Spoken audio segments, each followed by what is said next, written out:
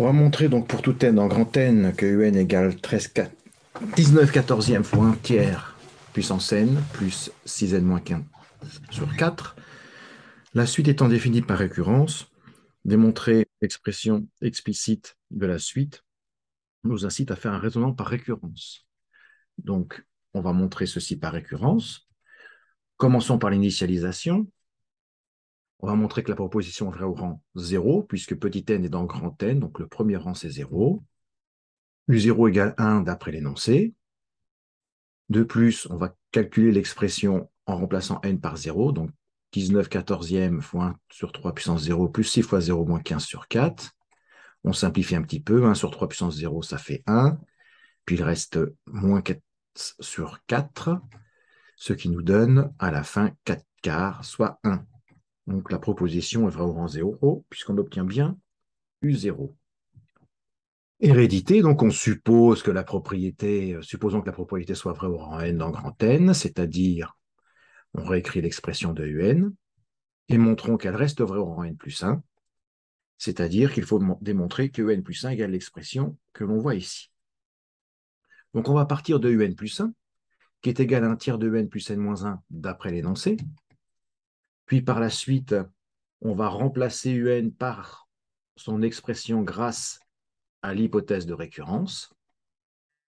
On va développer tout doucement sans faire de calcul et se concentrer sur le fait que, étant donné qu'on veut à la fin un tiers puissance n plus 1, le 1 tiers puissance n, on va le multiplier par ce 1 tiers-là.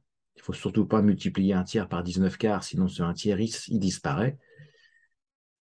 Donc cela nous donne 19 quarts fois 1 sur 3 puissance n plus 1. Donc on prépare cette partie de l'expression finale.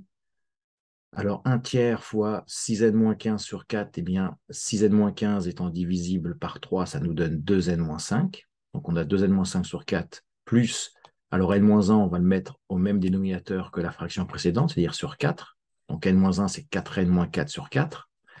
On va donc pouvoir additionner l'écart ici, ce qui nous donne 6n moins 9 sur 4. Alors on dit, bon, bah, c'est pas exactement ce qu'on attendait. C'est tout simplement la même expression, mais écrite de façon différente. On va faire un petit calcul à côté. On va calculer 6 facteurs de n plus 1 moins 15 en le développant, et on obtient 6n moins 9, exactement la même chose que notre expression. On peut donc écrire cette égalité, ce qui montre que la proposition est vraie au rang n plus 1. Et donc on conclut que la proposition où la propriété est vraie au rang 0 et héréditaire, elle est donc vraie pour tout n dans grand N. On a donc bien montré ce qui était annoncé. Passons à la question 2, où on nous propose de décomposer un en somme de deux suites. Nous voilà l'expression donc de un. Donc les deux suites, il s'agit de cette première suite-là, qui sera donc t indice n, et cette expression sera l'expression de wn. Donc on pose tn égale 19 quarts fois 1 tiers puissance n, et wn égale 6n moins 15 sur 4. Alors il faut reconnaître ici une suite géométrique. On a exactement l'expression explicite d'une suite géométrique, T0, qui est 19 quarts, fois Q puissance n, ici Q étant égal à 1 tiers. Et ici, il faut reconnaître une suite arithmétique. L'expression d'une suite arithmétique, c'est U0 plus NR, U0 étant moins 15 quarts, plus N fois R, donc la raison sera 6 quarts, c'est-à-dire 3 demi. Donc Tn est une suite géométrique de raison Q égale 1 tiers. Alors on dit que c'est différent de 1 parce qu'on va en avoir besoin lorsqu'on va faire la somme de cette suite. Et les deux premiers termes, donc D0, T0 égale 19 quarts comme annoncé. Et Wn est une suite arithmétique de raison 6 quarts soit 3,5. Et deux premiers termes, W0 égale moins 15 quarts. Il faut se rappeler qu'un polynôme de degré 1 en n est toujours l'expression générale d'une suite arithmétique. Donc, on en déduit la somme des t indice k en utilisant la formule de la somme des termes d'une suite géométrique. Donc, ces premiers termes, t0, puisqu'on commence à k égale à 0, 1 moins q puissance, le nombre de termes qu'il y a dans la somme. En fait, c'est n moins 0 plus 1, si on veut l'écrire exactement. sur 1 moins Q. On remplace T0 par sa valeur et Q par sa valeur. On va simplifier 1 moins 1 tiers qui donne 2 tiers. Et divisé par 2 tiers, c'est pareil que multiplié par 3 demi.